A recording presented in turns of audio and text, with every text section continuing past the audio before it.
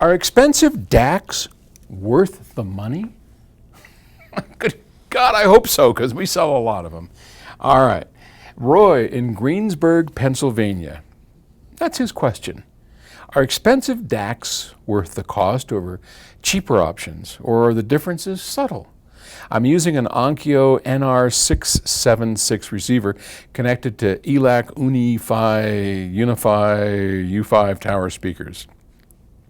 And I want to know how good is the DAC inside of the Onkyo. By the way, I dream of owning a PS Audio Direct Stream DAC, but it's a bit out of my price range. Thanks, Roy. Yeah, well, PS Audio Direct Stream DAC is an amazing product. It's excellent, as is its little brother, the Junior, and its even lesser one, the Stellar. All excellent products, but they are all expensive. I mean, let's face it, you can go on Amazon, you can buy a D to A converter for probably 25, 30 bucks. You can go to our buddies over in California, Shit Audio, SCHIIT or ITT, I forgot. Jokers, all of them. Mike Moffat and Jason Stoddard. And great guys, good designers, really good designers, and they make good stuff. You can buy very inexpensive DACs from them, and they sound great. They really do. I don't know about the DAC inside of your Onkyo. I imagine most DACs built into receivers and Japanese mass market receivers are pretty decent. The ones built into my Marantz setup, which are, gosh, I don't know what technology they use, but it's in my home theater. I got a 12-channel, 13-channel home theater, and I use the Marantz DACs. They're pretty good. They are fairly sophisticated. Here's the thing. If we back up a second and try and get to the meat of his question, which is, are these differences subtle? And that's something that I really struggle with, because the word subtle implies that I'm going to have to listen pretty hard to hear those differences. And on the right system, that's not true at all. Not at all. On the right system, you don't have to struggle to hear. They are anything but subtle. But on a low resolving system, on a system where everything kind of sounds pretty good, nothing sounds great, but nothing sounds too bad, yeah, you're going to struggle to hear differences. I'm going to guess that the nuances that we might call them on that kind of system, subtle nuance difference between a direct stream and the one in your Onkyo, are going to be noticeable, but they'll be more on the order of subtle if your system isn't highly resolving. Now, the downside to having a lower resolution system, and I'm not saying yours is, okay? I'm just talking in general here, but oh, I don't crash myself. The downside to having a lower resolution system is that the highs and the lows aren't as great. And I don't mean frequency, I mean the ups and the downs, the grandeur or the averageness of the sound are going to be truncated, okay? It's like when I first learned to drive, my mom had a Chevy 2, and this thing was a real piece of work. And it was probably good for me because, you know, I wanted a car that could zoom and vroom. I finally got one. I got myself an Austin Healey 3000, which it was red.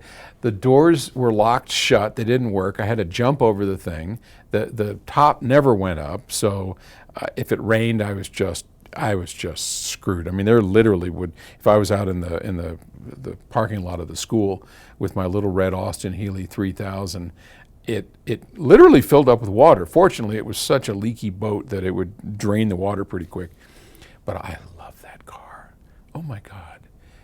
In fact, in my upcoming memoir, the 99% true. The book kind of opens up talking about me and then getting that sports car and what happened to me, because that sports car got me in a lot of trouble.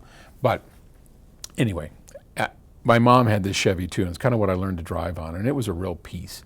And it neither went fast and it sort of went slow, but it was just a mom's car, right? I mean, it got you from point A to point B, and it's kind of the way I sort of think of your average stereo system. You go down to Best Buy and you pick up a couple of speakers, maybe they're clips or they're whatever, and you hook them up, and you get a receiver, and you start playing something, and it sounds okay. Sounds probably better than your car. It's not high end. It's not even close to high end. And for the same money, you can actually assemble a highly resolving, high-end audio system. It isn't that high-end audio means high prices. It really does. It can. And certainly we sell expensive stuff, but it doesn't have to. I've heard, like our little $600 Sprout. Take that. We have a new pair of speakers coming out. They're also about $600. They are a two-way, beautifully built. And that little system, what is that, $1,200? Even powered by a stupid iPhone on Bluetooth, knocks 90% of what you're going to buy at Best Buy out of the park. Knocks it out of the park. Why? Because it's articulate, it's highly resolving, it just sounds great. It's because it's designed by somebody who gives a shit about how something sounds. Somebody, an engineering group like us, and I'm not trying to toot our horn here. I'm just using that as an example of how you don't have to spend a lot of money to get high resolution, high performance sound. It isn't a matter of money, it's a matter of choices. If that's what you're looking for, you can do it. Call us, we'll tell you how to do it. But you can also spend a lot of money and get a mediocre sounding system. And there, if you have that, then spending a lot of money on a DAC, not a good way to go. And you will not spend your money wisely. So my rules of thumb is always start with the fundamentals. The speakers are the essence of any system. Get your speakers right. Do those speakers first. Then start adding on, because if you get full range, highly resolving speakers, you're off to a great start. And then you can move on from there, and yes, then expensive DACs make a lot of sense. All right. Hope I didn't ramble too long. Take it easy. I'll talk to you tomorrow. Bye-bye.